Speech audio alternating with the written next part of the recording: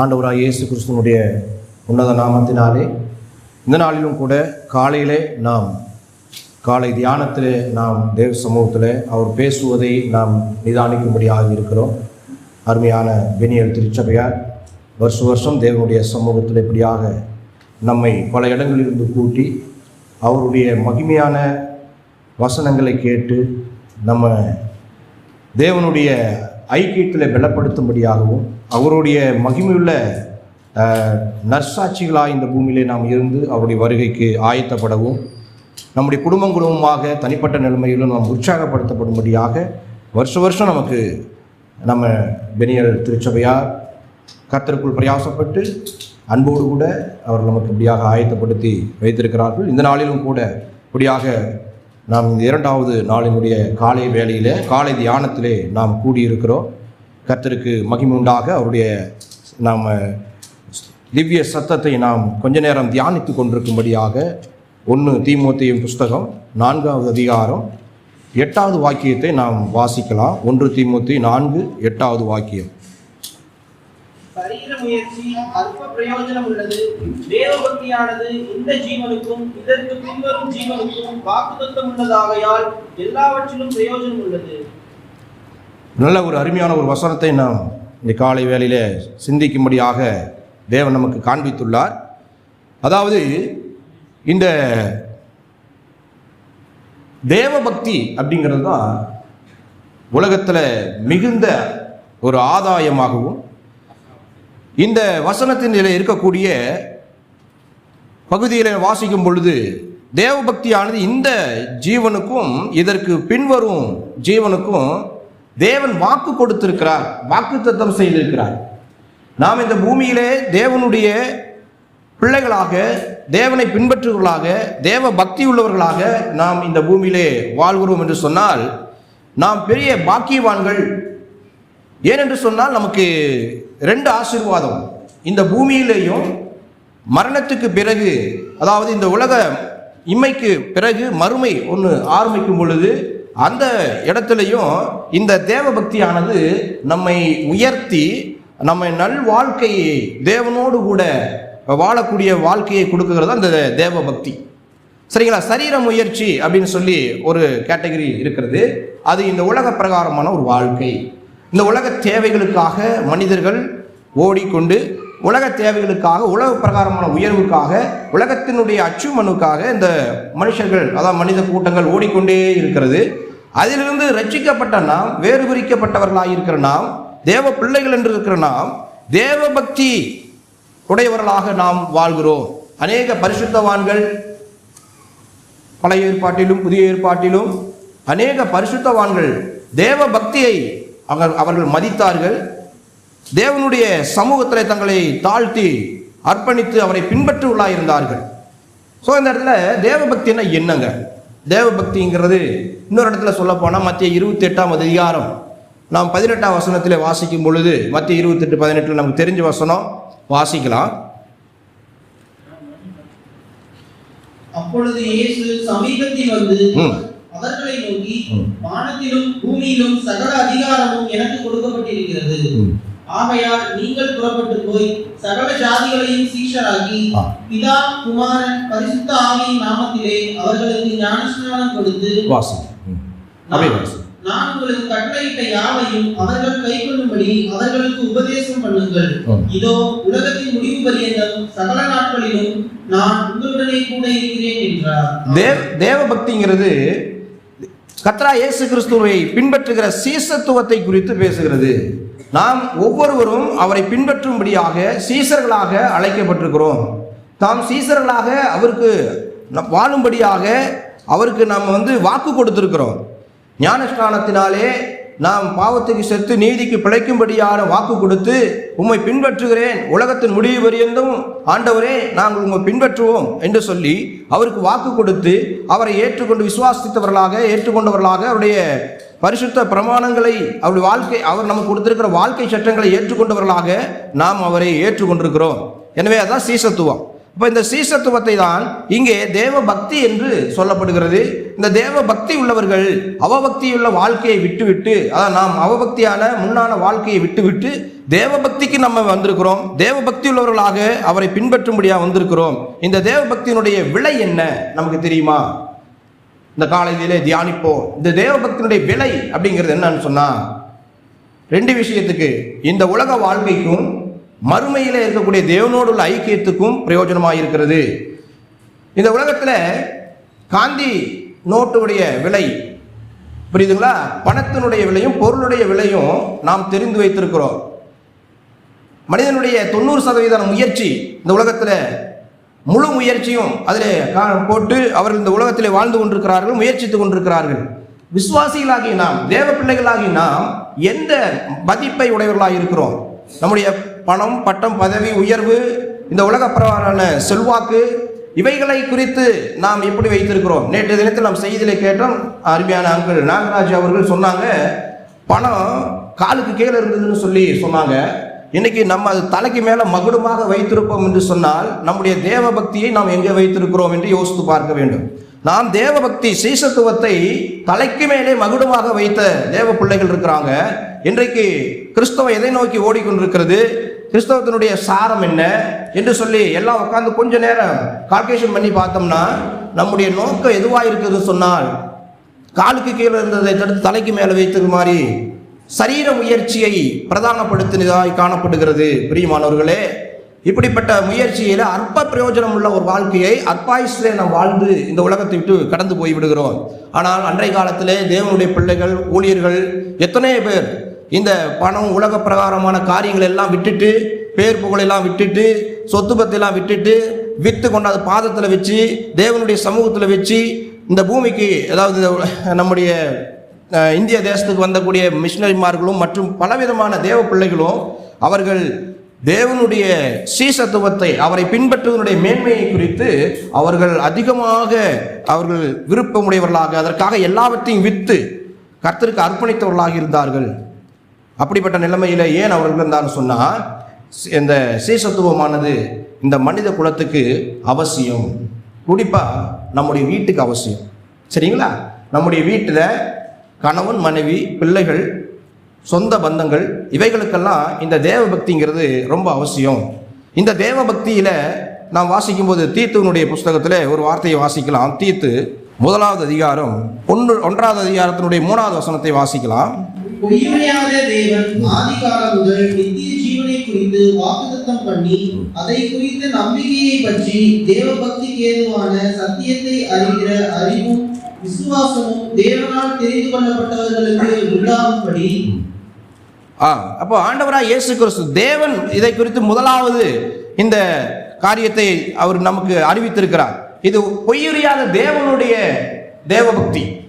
இந்த மனுஷனால் ஏற்படுத்தப்பட்டதல்ல இந்த சீசத்துவ வாழ்க்கை, ஒரு மத தலைவரால் ஏற்படுத்தப்பட்டதல்ல இந்த சீசத்துவ வாழ்க்கை, அழிந்து போகிற மனிதர்களால் ஏற்படுத்தப்பட்டதல்ல இந்த சீசத்துவ, அதாவது கர்த்தராகிய இயேசு கிறிஸ்து பின்பற்றுகிற தேவ பக்தி உள்ள ஒரு வாழ்க்கை. ஆதிகாலம் முதல் பொய்யுரையாத தேவன் இந்த தேவ பக்தியை குறித்து வாக்குத்தத்தம் கொடுத்தாரு. அதை ஜனங்களிடத்துல கொண்டு வந்து பப்ளிஷ் பண்ணாரு, அதாவது மக்கள் மத்தியில் பரவி கொடுத்தாரு. இந்த இடத்துல வாசிக்கிறோம் கொலோசியர் புஸ்தகம், கொலோசியர் 1வது அதிகாரம் 5-6 வசனத்தை படிக்கலாம். நம்முடைய கர்த்தராகிய இயேசு கிறிஸ்துவின் பிதாவாகிய தேவனுக்கு ஸ்தோத்திரம் செலுத்தி எப்பொழுதும் உங்களுக்காக வேண்டுதல் செய்கிறோம். அந்த நம்பிக்கையை குறித்து நீங்கள் முன்னமே சத்திய வசனமாகிய சுவிசேஷத்தினாலே கேள்விப்பட்டீர்கள். இந்த தேவ பக்தியினுடைய நம்பிக்கையை குறித்து முதல் ஒரு மனிதன் சுவிசேஷத்தினாலே, இயேசு கிறிஸ்துவின் பாடுமரணம், அடக்கம், உயிர்த்தெழுதல் எனக்காக அப்படின்னு சொல்லி அந்த இடத்துல விசுவாசத்தில் ஆரம்பிக்கிற தேவ பக்தியானது இந்த சுவிசேஷத்தினாலே அறிவிக்கப்படுகிறது, உலகமெங்கும் அறிவிக்கப்படுகிறது. அப்படி அறிவிக்கப்படும் பொழுது வாசிங்க, அந்த சுவிசேஷம் உலகமெங்கும் பரவி பரவுகிறது போல உங்களிடத்திலும் வந்து நீங்கள் அதை கேட்டு தேவ கிருபையை சத்தியத்தின்படி அறிந்து கொண்ட நாள் முதல் அது உங்களுக்குள்ளும் பலன் தருகிறதா இருக்கிறது. பாருங்க, தேவனால் கொடுக்கப்பட்ட தேவ பக்தியினுடைய வாழ்க்கை, சீசத்துவம் உள்ள ஒரு வாழ்க்கை, கணவன், மனைவி, பிள்ளைகள் மற்றும் சபை, சமுதாயம், உலக மக்கள் அனைவருக்கும், உலகமெங்கும் உள்ள அனைத்து மக்களுக்கும் இந்த கொள்கை, இந்த ரட்சிப்பு, இந்த மகிமையான ரட்சிப்பின் உபதேச சட்டத்திட்ட வாழ்க்கை முறைமை உலகமெங்கும் அறிவிக்கப்படுகிறது. உலகமெங்கும் உள்ள அனைத்து ஜனங்களுக்குள்ளும் என்ன செய்யப்படுகிறது? அதை ரிசீவ் பண்ணி அதனுடைய பலன் எல்லா மக்களுக்கும் போய் சேர்கிறது. இந்த தேவபக்தி தான் நாம் வாழ்க்கையில் வைத்திருக்கிறோம். ஆனால் அட்லீஸ்ட் நம்முடைய வீட்டில் இருக்கிற சொந்த பந்தத்துக்கு கூட போய் சேரல அப்படிங்கும்போது அது நம்ம இடத்தில் இருக்கக்கூடிய குறையாக இருக்கிறது. உலகமெங்கும் கொண்டே சேர்த்திருக்கிறார். எல்லா ஜனங்களுக்குள்ளும் பலனை பார்த்திருக்கிறார் ஆண்டவராய் இயேசு கிறிஸ்து. அப்படி இருக்கும் பொழுது 20 வருஷம் ஆகி 30 வருஷம் ஆகியும் இன்னும் நம்முடைய வீட்டில் ஒரு தாக்கத்தை ஏற்படுத்தவில்லையே அப்படிங்கிறது நம்முடைய சிந்தனைக்கும் நம்முடைய வேதனைக்கும் தேவனுடைய சமூகத்தில் நாம் இன்னும் ஆயத்தத்தோடு அர்ப்பணத்தோடு செயல்பட வேண்டிய ஒரு புத்தியை நாம் சிந்திக்க வேண்டியவர்களாக இருக்கிறோம். எனவே இந்த இடத்துல உலகமெங்கும் தேவன் ஏற்படுத்தி உலகமெங்கும் சகல ஜனங்களுக்கும் இந்த தேவ பக்தியை தேவன் வெளிப்படுத்தி பரப்பி அதிலே பலனை பார்த்திருக்கிறார். ஜாதி மதம் கிடையாது, சகல ஜனங்களுக்குள்ளும் ரட்சிப்பு, சகல ஜனங்களும் ஒரே குடும்பமாக ஏற்றத்தாழ்வில்லாத சகல ஜனங்களும் கடவுளோட ஐக்கியம், தேவன் கர்த்தராகிய இயேசு கிறிஸ்துவோட ஐக்கியம் உடையவர்களாக, அதனால் வரக்கூடிய மனம் மாற்றம், நல் மாற்றம், மனிதனுக்குள்ள கொடிய பாவ பழக்க வழக்கங்களிலிருந்து ரொம்ப மோசமான கேவலமான வாழ்க்கையிலிருந்தெல்லாம் விடுதலை. இதாங்க சீசத்துவத்தினுடைய தேவ பக்தியினுடைய பலன். இந்த பலனை 2000 ஆண்டுகளாக தேவன் உலகமெங்கும் பார்த்து கொண்டிருக்கிறார். இந்த ரட்சிப்புக்கு பிள்ளைகளாக இருந்து இந்த ரட்சிப்புக்கு உடையவர்களாக இருக்கிற நாம், இந்த ரட்சகரின் தேவனுக்கு பிள்ளைகளாக இருக்கிற நாம் இந்த சீசத்துவத்தை எந்த அளவுக்கு மதிக்கிறோம்? இந்த மகத்துவமான சீசத்துவ வாழ்க்கையை, தேவபக்தி உள்ள வாழ்க்கையை எந்த அளவுக்கு மதிக்கிறோம்? பிரியமானவர்களே, தேவபக்தி இந்த ஜீவனுக்கும் இதுக்கு பின்வரும் ஜீவனுக்கும் வாக்கு கொடுத்திருக்கிறார். நமக்கும் இந்த ஒரு 10 தலைமுறைக்கு சேர்த்து வைக்கிற மாதிரி சொத்து சேர்த்துருந்தோம்னா நமக்கு பாதுகாப்பு அப்படின்னு சொல்லி நாம் நினைத்து கொண்டிருப்போமானால் அது உலக மக்களைப் போல தவறான ஒரு அஞ்ஞானிகள் அவைகள் நாடி தேடுகிறார்கள். நாமும் தேவ பக்தியை, சீசத்துவத்தை நாடும்படியாக இருக்கிறோம். பிரியமானவர்களே, இன்னொரு வசனத்தை வாசிக்கலாம். 1 தீமோத்தேயு 6:6 வசனம். 1 தீமோத்தேயு 6:6 வசனம். போதுமென்கிற மனதுடனே கூடிய தேவ பக்தியை மிகுந்த ஆதாயம். பாருங்க, ஒரு உலகத்தையே ஆதாயப்படுத்தி வைத்து கொண்ட ஒரு மனிதனாக இருந்தாலும் தன்னுடைய ஜீவனை நஷ்டப்படுத்திக் கொள்வான்னு சொல்லிக்கிறது. ரட்சிப்பு இல்லாத பட்சத்தில் ஆண்டவராகிய இயேசு கிறிஸ்துவை இந்த விசுவாசத்தை உடையவர்களாக இல்லாமல் அவரை விசுவாசிக்காதவர்கள் உலகத்தையே ஆதாயப்படுத்தினாலும் ஒன்றுமில்லை என்று சொல்லி, அவனுக்கு ரட்சிப்பில்லை என்று சொல்லி ஆண்டவர் சொன்னார். அறிந்த அறியாமல் அலெக்சாண்டர் கைகளை 2 விரித்து வைத்து அவருடைய சவப்பெட்டியில எடுத்துக்கொள்ள சென்றார் என்று சொல்லி பார்க்கிறோம். ஒன்றுமே இல்லை. ஏன்னா மிகுந்த ஆதாயம் ஒன்று இருக்கிறது. இந்த உலகத்தில் காந்தி நோட்டை விட மிகுந்த ஒரு ஆதாயம் என்னன்னு சொன்னா, காந்தி நோட்டை தெரியுங்க, பணம். அந்த பணத்தை விட ஒரு பெரிய ஆதாயம் அப்படின்னு சொன்னா, நமக்கு இம்மையிலும் மறுமையிலும் ஈடுகட்டக்கூடிய, பாதுகாக்கக்கூடிய, செல்லக்கூடிய, நம்மை வழிநடத்தக்கூடிய, நம்முடைய தேவைகளை பூர்த்தி செய்யக்கூடிய ஒரு ஆதாயம்னா தேவபக்தியே மிகுந்த ஆதாயம். அந்த தேவபக்தியில குடும்பத்தில் எப்படி இருக்கலாம் அப்படின்னு சொல்லி சிலதை மட்டும் சொல்லி நான் முடிக்கிறேன். லூக்கா சுவிசேஷம் 1ஆம் அதிகாரம் 5:6. லூக்கா 1ஆம் அதிகாரம் 5:6. யூதேயா தேசத்தின் ராஜாவாகிய ஏரோதின் நாட்களில் அபியா என்னும் ஆசாரிய வகுப்பில் சகரியா என்னும் பேர் கொண்ட ஆசாரியன் ஒருவன் இருந்தான். அவன் மனைவி ஆரோனுடைய குமாரத்திகளில் ஒருத்தி, அவள் பேர் எலிசபெத்து. அவர்கள் இருவரும் கர்த்தரிட்ட சகல கற்பனைகளின்படியேயும் நியமங்களின்படியேயும் குற்றமற்றவர்களாய் நடந்து தேவனுக்கு முன்பாக நீதியுள்ளவர்களாய் இருந்தார்கள். பாருங்க, கணவன் மனைவி தான் முதல்ல நம்ம தான் இந்த தேவ பக்தியை வீட்டில் நடைமுறைப்படுத்தணும். இம்மைக்கும் மறுமைக்கும் ஒரு விசேஷித்த நம்மை பாதுகாக்கக்கூடிய சூரிட்டியுடைய கர்த்தராகிய தேவனுடைய பாதுகாப்புடைய தேவ பக்தியை கணவன் மனைவி 2 பேரும் சேர்ந்து அதை விலையேற பெற்றதாக பார்க்கணும். அதற்காக முயற்சி எடுக்கணும். இந்த தேவ பக்தியை கற்றுக்கொண்டு அதை அனுசரித்து நம்முடைய வாழ்க்கையில் நடைமுறைப்படுத்தி பிள்ளைகளுக்கு கற்றுக் கொடுத்து கொர்நேலியை போல தன் வீட்டார் அனைவரோடும் சேர்ந்து தேவ பக்தியில் அவங்க வாழ்ந்திருந்தார்கள் என்று சொல்லியிருக்கிறது. எனவே அந்த நாம் வாசித்த அந்த எலிசபெத், சகரியா அவர்கள் இருவரும் கர்த்தரிட்ட சகல கற்பனைகளின்படியும் நியமங்களின்படியும் நடந்து குற்றமற்றவர்களாக இருந்தார்கள். அந்த இடத்துல தான் நாம் தேவ பக்தியை கற்றுக்கொள்ள வேண்டும். திருமண வாழ்க்கையிலே நாம் தேவனுடைய சமூகத்தில் இணைக்கப்படும் பொழுது வேதாகமத்தை முன்னிட்டு வேதத்தை கையில் கொடுத்து நம்ம குடும்ப வாழ்க்கையை ஆரம்பித்து கொடுக்கிறார்கள். கர்த்தருக்கு முன்பாக கர்த்தருடைய சமூகத்திலே நாம் குடும்பமாக இணைக்கப்படுகிறோம். திருமணத்துக்கு பிறகு கர்த்தரும் வேண்டாம் வேதாவும் வேண்டாம்னு சொல்லி ஓரம் வச்சுட்டா அங்கே குடும்பம் எப்படி முன்னேறும்? அந்த குடும்பத்தில் எப்படி சமாதானம் இருக்கும்? அந்த குடும்பத்தில் தேவபக்தி எப்படி காண முடியும்? ஆனால் இவர்கள் பாருங்க, கர்த்தரிட்ட சகல கற்பனைகளையும் படி கர்த்தரையும் வேதத்தையும் உள்ள வைத்து தேவபக்தியை மிகுந்த ஆதாயம் சொல்லி வாழ்ந்து கொண்டிருந்தார்கள். ஒரு குறை, என்ன குறை? குழந்தை இல்லை. கர்த்தர் குழந்தைக்கு கொடுத்தாரு. அந்த குழந்தை உலகத்தையே கலக்கிருச்சு. வாழ்ந்தது ஷார்ட் பீரியடு, கொஞ்ச நாட்கள் தான், ஆனால் உலகத்தையே கலக்குச்சு. சரிங்களா? அநேக அதிகாரிகள் அந்த குழந்தைகளால், அநேக மக்கள், இஸ்ரேல் மக்கள் அநேகர் அந்த குழந்தையினால், அதாவது யோவான் ஸ்நானகனாலே ஆசீர்வதிக்கப்பட்டார்கள் என்று சொல்லி பார்க்கிறோம். எனவே ஒரு ஆசீர்வதிக்கப்பட்ட ஒரு சந்ததியை தேவன் நமக்கு கொடுப்பார் என்று சொன்னால் அது தேவபக்தி உள்ள வாழ்க்கையில. தேவபக்தி இல்லாத வாழ்க்கையை கணவன் மனைவியும் நாடும் பொழுது, அது அவன் இந்த தேவபக்தி இல்லாத வாழ்க்கையை நடத்தும் பொழுது குடும்பம் பாதிக்கப்படும். எனவே பிரியமான இந்த காலை வேளையில தேவபக்திக்கு நாம் மிகுந்த ஆதாயமாக தேவபக்தியை கணவன் மனைவி இருவரும் நிறைவேற்றும்படியாக நாம் காணப்படுவோம். அடுத்தது நம்முடைய பிள்ளைகளோடு கூட, வீட்டார் அனைவரோடும் கூட கொர்நேலியைப் போல நாம் அப்படியாக வாழுவோம். இப்படி நாம் வாழும் பொழுது நமக்கு என்ன பாதுகாப்பு தெரியுங்களா? யாத்ராகமம் 20:6.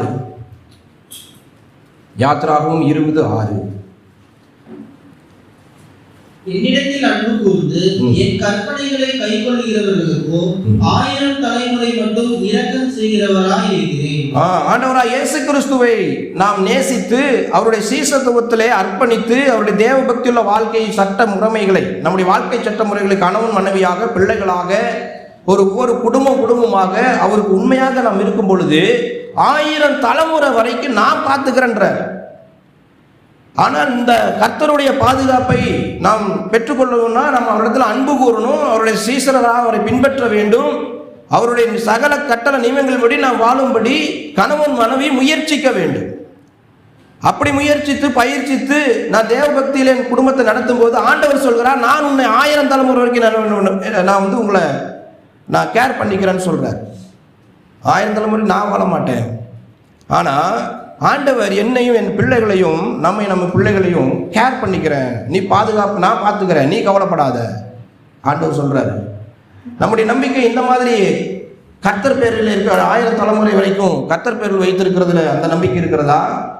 சில 1000 நோட்டுகளிலே நம்முடைய நம்பிக்கை இருக்கிறதா அப்படின்னு பார்க்கும்போது விடை வாழ்க்கை என்ன சொல்லுகிறது? உலக பிரகாரமான காந்தி நோட்டில் தான் நம்முடைய நம்பிக்கை இருக்கிறது அப்படின்னு சொல்லி இருக்கும்னு சொன்னால், வாழ்க்கை சாட்சி கொடுக்கும்னு சொன்னால் நம்ம மாற்ற வேண்டிய இடத்துல இருக்கிறோம். பிரியமானவர்களே, இந்த நேரத்தில் ஆண்டவர் நம்மளை பாதுகாக்கிறன்னு சொல்கிறார். அவருடைய சீசர்களாக வாழ தடையாக இருக்கிறதுக்கு இந்த உலக பொருட்கள், உலக பிரகாரமான காரியங்கள் நமக்கு தடையாக இருக்கும் என்று சொன்னால் அதையெல்லாம் எடுத்து போட்டு ஆண்டவரை பின்பற்றுகிற தேவபக்தியில் உள்ள வாழ்க்கையை வாழும்படியாக நாம் கர்த்தருக்கு அர்ப்பணிக்க வேண்டும். கடைசியாக ஒரு வசனம் எபிரேயர் 1:14. எபிரேயர் 1:14. ரட்சிப்பை சுதந்தரிக்க போகிறவர்களை நிமித்தமாக ஊழியம் செய்யும்படிக்கு அவர்கள் எல்லாரும் அனுப்பப்படும் பணிவிடை ஆவிகளாய் இருக்கிறார்கள். நாம் தேவபக்தி உள்ளவர்களாக வாழ்க்கையை நடத்தும் பொழுது இந்த உலகத்திலே பாதுகாப்பு கர்த்தர் கொடுக்கிறது மட்டுமல்ல, பரலோகத்திலிருந்து தூதர்களை அனுப்பி நம்மையும் நம்முடைய பிள்ளைகளையும் பாதுகாத்து பராமரித்து அவர் வழிநடத்தக்கூடியவராக இருக்கிறார். தூதர்களை அனுப்புகிறார், கைகளிலே ஏந்தி கொண்டு போவார், தாங்குவார், தப்பு வைப்பார். எனவே நம்ம ஆண்டவராய் இயேசு கிறிஸ்துவை தேவபக்தியுள்ளவர்களாய் பின்பற்றும் பொழுது தேவன் ஏற்படுத்திய இந்த பக்தியை, உலகமெங்கும் சென்று பலன் தரக்கூடிய இந்த தேவபக்தி சீசத்துவ வாழ்க்கையை நாம் பின்பற்றும் பொழுது இந்த தேவன் 1000 தலைமுறைக்கு நம்மை பாதுகாக்கிறார், நம்முடைய தூதர்களை அனுப்பி பாதுகாக்கிறார், நம்மை பராமரிக்கிறார். இந்த உலகத்தில் நம்மை விட்டு விலகுவதும் இல்லை, உன்னை கைவிடுவதும் இல்லை என்று சொன்னார். மட்டுமல்ல, இந்த உலக வாழ்க்கையில் அவர் சொன்னபடி வாழ்ந்த போது இன்னும் ஒரு வசனம் ஞாபகத்துக்கு வருகிறது. யூதாவின் புஸ்தகம் பாருங்க, அதை மட்டும் படிச்சிட முடிக்கலாம். 22 படிக்கலாம். பகுத்தறிவு, அதாவது தேவபக்திக்கும் சரீர முயற்சிக்கும் இருக்கக்கூடிய வித்தியாசத்தை பகுத்தறிவுள்ளதாக இருந்து சிலருக்கு இரக்கம் பாராட்டி சிலரை அக்னியிலிருந்து இழுத்துவிட்டு பயத்தோடே ரட்சித்து மாம்சத்தால் கரைப்பட்டிருக்கிற வஸ்திரத்தையும் வெறுத்து தள்ளுங்கள். நம்ம கடந்த கால தோல்விகள், நாம் அவரை சீசர்களாய் பின்பற்றக்கூடாதபடிக்கு இருந்த பிரச்சனைகள் எல்லாவற்றையும் நாம் வெறுத்து தள்ளிவிட்டு வாசிங்க. வழுவாதபடி உங்களை காக்கவும் தமது மகிமையுள்ள சன்னிதானத்திலே மிகுந்த மகிழ்ச்சியோடு உங்களை மாசற்றவர்களாய் நிறுத்தவும் வல்லமையுள்ளவரும் தாம் ஒருவரே ஞானமுள்ளவரும் ஆகிய நம்முடைய இரட்சகரான தேவனுக்கு கனமும் மகத்துவமும் வல்லமையும் அதிகாரமும் இப்பொழுதும் எப்பொழுதும் உண்டாவதாக. ஆமென். பாருங்க, இந்த பூமியிலே நம்மை வலுவாதபடி பாதுகாப்பார். நம்முடைய காரியங்களுக்கெல்லாம் நம்மைக்கும் நம்ம பிள்ளைகளுக்கும் போதுமானவராய் இருப்பார். அவருடைய தேவபக்தியுள்ள வாழ்க்கையில் நாம் வாழும்போது இந்த பூமியிலே பாதுகாத்து மட்டுமல்ல, மகிமையிலே மிகுந்த மகிழ்ச்சியோடு கூட மிகுந்த சந்தோஷத்தோடு கூட நம்மை கொண்டு போய் நிறுத்துவார் என்று சொல்லியிருக்கிறது. எப்படி? நாங்கள் நீதியின் கிரீடம், சந்தோஷத்தின் கிரீடம், ரட்சிப்பின் நித்திய ஜீவனுடைய கிரீடம் என்று சொல்லி 5 கிரீடங்களை நம் வேதத்தில் வாசிக்கிறோம். அந்த 5 கிரீடங்களை நம்முடைய சிரசின் மேல் வைத்து வெற்றியுள்ள கிறிஸ்தவ வாழ்க்கை, நல்ல சீசத்தவர்களாக வாழ்ந்த வாழ்க்கைக்காக தேவன் இந்த பூமியிலே நம்மை அவருடைய பிள்ளைகளாக, அவருடைய சீசர்களாக வாழ வைத்த அந்த வாழ்க்கையினுடைய ஆசீர்வாதமாக மிகுந்த மகிழ்ச்சி பரலோகத்தில் இருக்கும். அங்கே ஒன்றுமற்றவர்களாக, ஒன்றும் இல்லாதவர்களாக போய் நிற்க மாட்டோம். நம்ம ஆண்டவர் நமக்கு என்ன வாக்கு கொடுத்திருக்கிறார்? மிகுந்த மகிழ்ச்சியோட கொண்டே சேர்ப்பார். சகல பரிசுத்தவான்களுக்கு முன்பாக, எல்லா ஜனங்களுக்கு முன்பாக, இந்த பூமியில ரட்சிக்கப்பட்ட நம்முடைய சகோதர சகோதரிகளுக்கு முன்பாக, தேவதூதர்களுக்கு முன்பாக நமக்கு அநேக கிரீடங்கள் சூட்டப்படும் பொழுது நமக்கு மிகுந்த மகிழ்ச்சி உண்டாகும், மிகுந்த ஆசீர்வாதம் உண்டாகும். மிகுந்த ஒரு பதவி உயர்வு நிலையில ஆண்டவராய் இயேசு கிறிஸ்துவுக்குள் நமக்கு கிடைக்கும். அதுக்கு இந்த இடத்துல வாழ்ந்து காட்டணும்.